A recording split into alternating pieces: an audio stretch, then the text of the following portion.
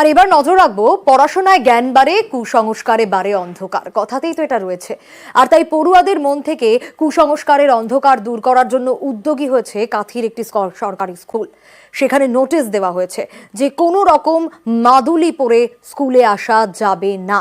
আর তাতে সায় দিয়েছেন অভিভাবকরাও।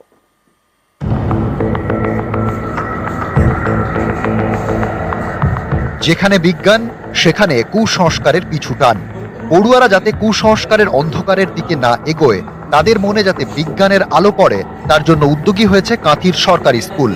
নয়াপুর সুধীর কুমার হাই স্কুল কর্তৃপক্ষ সিদ্ধান্ত নিয়েছে পড়ুয়ারা কেউ তাবিজ বা মাদুলি পরে স্কুলে আসতে পারবে না। তাবিজ বা অন্য কিছু পরা যাবে না, তার জন্য আমি এই তাবিজটিকে খুলে দিয়েছি। কাঁথির গ্রামীণ এলাকায় এই নয়াপুর সুধীর কুমার হাই স্কুল। গত 22শে জুন স্কুলে টাঙানো হয় নোটিশ। এই নোটিশ অমান্য করে কেউ স্কুলে গেলে তাবিজ বা মাদুলি খুলে দেওয়া হচ্ছে। কেন এই পদক্ষেপ তা পড়ুয়াদের বোঝানো হচ্ছে। আংটি পরে স্কুলে যেতেও বারণ করেছে স্কুল কর্তৃপক্ষ।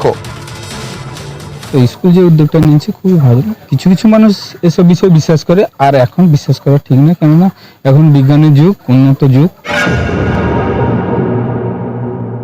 এইসব তাগা তাবিজ এগুলোর কোনো ভূমিকা নেই। এগুলো নিতান্ত মনের একটা কুসংস্কার ভয়। তাই এটাকে কাটিয়ে তোলো, নিজে পায়ে দাঁড়াও, নিজের যুক্তি নির্ভর হও জীবনে, তাহলে ভারতও ভালো তৈরি হবে। স্কুল কর্তৃপক্ষের এই উদ্যোগকে সাধুবাদ জানাচ্ছেন স্থানীয় বাসিন্দা এবং অভিভাবকরা।